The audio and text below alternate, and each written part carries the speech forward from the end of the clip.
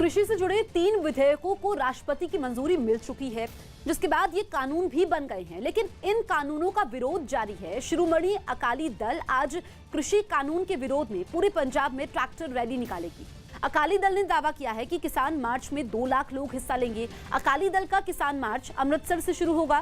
किसान मार्च में करीब 40,000 वाहन शामिल होंगे। अकाली दल के अध्यक्ष सुखबीर सिंह बादल अमृतसर साहिब में मौजूद रहेंगे, जबकि पूर्व केंद्रीय मंत्री हरसिमरत कौर बादल दमदमा साहिब में मौजूद रहेंगी।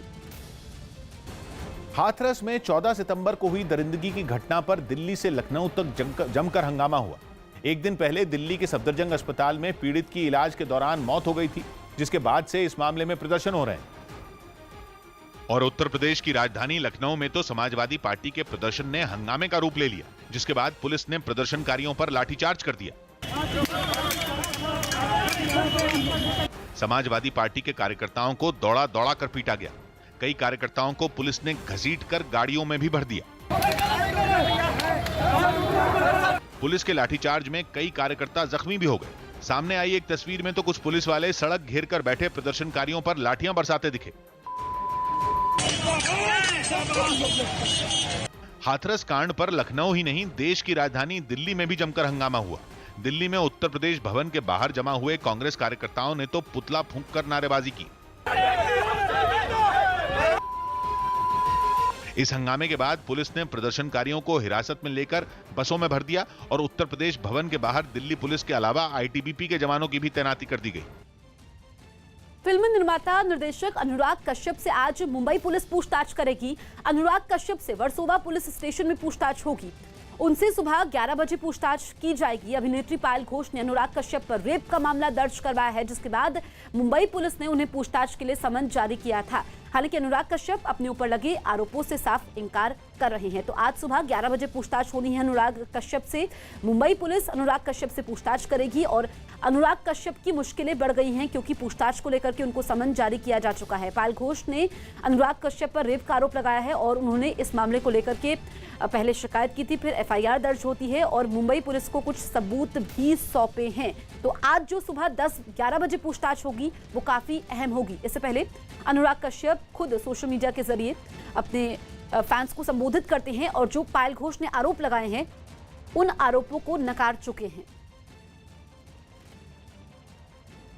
इजराइल की सीमा से लगी गाजा पट्टी में 2 भाइयों ने मिलकर एक अनोखी नाव बनाई। उन्होंने चीजों को रिसाइकिल करके एक पेडल बोट बना डाली। और कमाल की बात यह है कि नाव बनाने वाले कोई इंजीनियर नहीं बल्कि मछुआरे हैं। उनकी बनाई पेडल बोट आम पेडल बोट की तरह बिल्कुल नहीं। पानी के पाइपों, ड्रमों और साइकिल को मिलाकर बनी नाव दिखने में किसी ट्राइसाइकिल की तरह लगी। वो समंदर की लहरों पर एक बार भी डगमगाई नहीं। साइकिल के पेडल चलाए गए और नाव पानी की सतह पर जमी रही।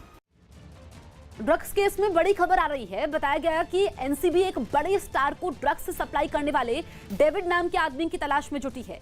डेविड अफ्रीकी मूल का है और मुंबई में काफी समय से रह रहा था। डेविड फिल्म इंडस्ट्री का सबसे बड़ा ड्रग्स सप्लायर बताया गया। ऐसे में अगर डेविड एनसीबी के हाथ लग जाता है तो ड्रग्स केस में फिल्म इंडस्ट्री के कई बड़े नाम सामने आ सकते हैं। लद्दाख में तैनात सेना के जवानों तक सर्दियों के मौसम में पीने का पानी पहुंचाने के खास इंतजाम किए गए। लद्दाख के ज्यादातर इलाकों में सितंबर के महीने से ही पहाड़ों से गिरने वाला पानी जमना शुरू हो जाता है और उन हालात में करीब 17,000 फीट की ऊंचाई पर सेना के लिए पानी का इंतजाम करना भी मुश्किल हो जाता है। ऐसी सूरत में लद्दाख के वो निचले इलाके जहां पानी देर से जमता है, वहां से ट्रकों में रखे बड़े ड्रमों में भरकर पानी सेना तक भेजा जाता है। ऐसा ही एक ट्रक लेह के पास एक सड़क के किनारे खड़ा नजर आया, जिसमें जवानों के लिए पानी भरा जा रहा था। ये देखिए, जहां पर सपोर्ट दिया गया है वहां वो पानी नीचे गिरते गिरते जम गया है। तो यहाँ पर जमा हुआ पानी होता है हर तरफ, कुछ ही पानी है जो इस्तेमाल के लायक होता है।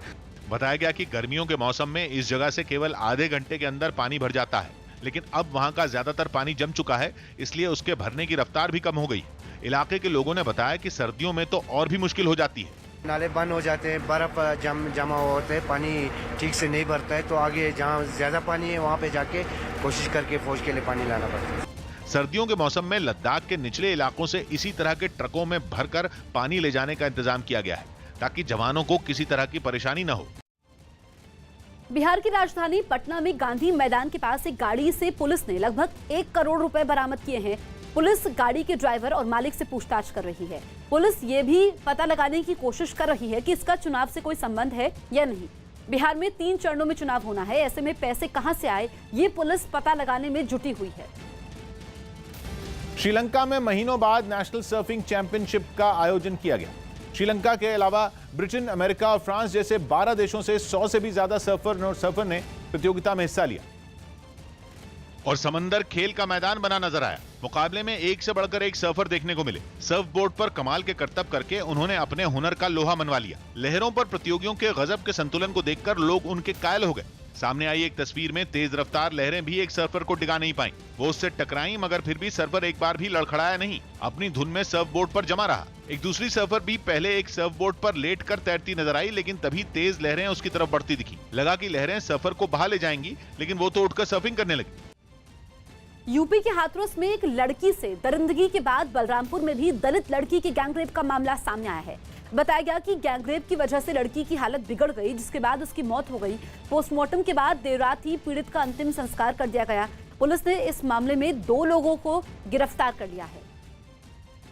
वो लड़की एक रिक्शे से आई और उनकी जो लड़की थी उसके हाथ में जो ग्लूकोज चढ़ाने वाली वीगो थी वो लगी हुई थी और उसकी तबीयत काफ़ी ख़राब लग रही थी। तो परिजन उस लड़की को लेकर के तुरंत हॉस्पिटल गए, लेकिन हॉस्पिटल ले जाते समय ही रास्ते में उस लड़की की मृत्यु हो गई। बिहार में सीट बंटवारे के मुद्दे पर बीजेपी अध्यक्ष जेपी नड्डा के घर पर माथापच्ची हुई। न्यूज़ 18 के चंदन जजवाड़े की रिपोर्ट है कि जेपी नड्डा के घर हुई बैठक में सीट बंटवारे पर चर्चा हुई और उन सीटों के बारे में बात की गई जिन पर पार्टी की स्थिति मजबूत है। बिहार में जीत के लिहाज से बीजेपी ने विधानसभा सीटों को 3 कैटेगरी ए, बी और सी में बांटा। यही नहीं, पार्टी की ओर से महाराष्ट्र के पूर्व मुख्यमंत्री देवेंद्र फडणवीस को बिहार में चुनाव प्रभारी नियुक्त किया गया। साथ ही पार्टी की ओर से संकेत दिए गए कि आने वाले 2 से 3 दिन सीट बंटवारे के लिहाज से अहम है। और हम सब लोग मिलकर, जैसा भूपेंद्र जी ने अभी बताया कि जो हमारा गठबंधन है उसको ठीक ढंग से हम गठबंधन की बातचीत पूरी करेंगे, पूरी मजबूती से चुनाव लड़ेंगे। गुजरात सरकार ने स्कूल फीस पर लोगों को राहत दी। कोरोना संकट के बीच गुजरात सरकार ने स्कूलों की फीस पर बड़ा फैसला लिया। राज्य सरकार ने बच्चों के माता पिता को राहत देते हुए सभी स्कूलों को इस साल 75% फीस ही लेने का आदेश दिया। साथ ही ये भी निर्देश दिया गया कि ट्यूशन फीस के अलावा स्कूल कोई और फीस नहीं वसूलेंगे। 100 में से 25 माफ, ऐसा निर्णय आज गुजरात सरकार की कैबिनेट ने लिया है।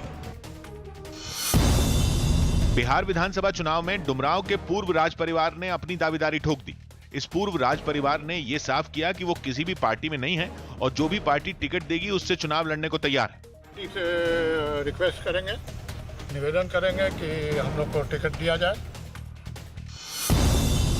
बिहार के सुगौली में गंडक नदी का तटबंध टूटने से आसपास के इलाकों में पानी भर गया, जिससे वहां रहने वाले लोगों की मुश्किलें बढ़ गईं। इन लोगों की काफी फसल बर्बाद हो गई, साथ ही उनका आसपास के इलाकों से संपर्क भी टूट गया।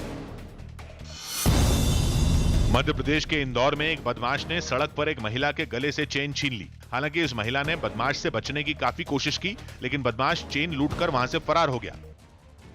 रिलायंस रिटेल में एक और बड़ा निवेश हुआ है। इस बार सिल्वर लेक ने 1875 करोड़ का और निवेश सिल्वर लेक करेगी। इसके बाद रिलायंस रिटेल वेंचर्स लिमिटेड में सिल्वर लेक का कुल निवेश 9,375 करोड़ रुपए पहुंच गया है।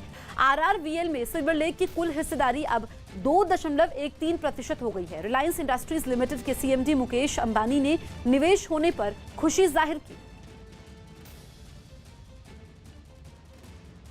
उत्तराखंड के धारचूला में भारत नेपाल सीमा पर बने पुल को नेपाल की एक बीमार बच्ची के लिए खोला गया। यह पुल भारत नेपाल विवाद की वजह से मार्च से बंद है, जिसे प्रशासन के आदेश पर कुछ देर के लिए खोला गया। और पुल के खुलते ही नेपाल से कई लोग भारत की तरफ आए। इससे पहले पुल खोले जाने की खबर मिलते ही नेपाल की तरफ से कई लोग कतार बनाकर खड़े हो गए। फिर भारत की तरफ से पुल पर बना गेट खोला गया और गेट के खुलते ही कई लोगों ने पुल को पार किया। नेपाल से आने वाले लोगों में ज्यादातर ने काम के सिलसिले में पुल को पार किया, जबकि कुछ छात्रों ने भी पढ़ाई के लिए नेपाल से भारत का रुख किया। जिस बीमार बच्ची की वजह से उस पुल को खोला गया, वो अपनी मां के साथ इलाज के लिए भारत पहुंची। नेपाल में कोई व्यवस्था नहीं था, तो आपको अब इंडिया से जाना है, यानी पिथौरागढ़ इलाज कराएंगे आप। बताया गया कि भारत नेपाल सीमा पर बने इस पुल को केवल 30 मिनट के लिए खोला गया। कुछ दिन पहले भी नेपाल में रहने वाली भारतीय मूल की एक छात्रा के लिए इस पुल को खोला गया था। जिनेवा में हो रहे मानवाधिकार परिषद के 45वें सत्र में भारत ने पाकिस्तान को निशाने पर लिया। संयुक्त राष्ट्र में भारत के स्थायी मिशन में प्रथम सचिव पवन बाधे ने संयुक्त राष्ट्र संघ के मंच पर पाकिस्तान को झूठा बताते हुए कई मुद्दों पर घेरा। Incessant attempts to maligning India in all international forums is not going to change the fact that tens of thousands of minorities would not stop fleeing Pakistan.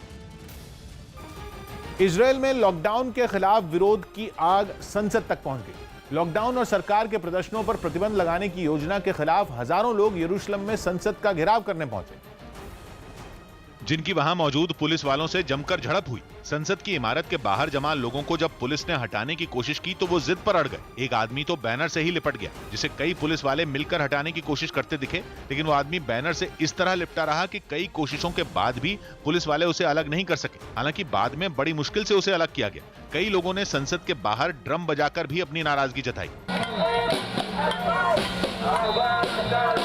हंगामा ज्यादा बढ़ने पर कई प्रदर्शनकारियों को गिरफ्तार भी कर लिया गया। हालांकि पुलिस की सख्ती के बाद भी संसद के बाहर हजारों की संख्या में जुटे लोग हाथों में झंडे, पोस्टर और बैनर लेकर वहां घंटों तक हंगामा करते रहे।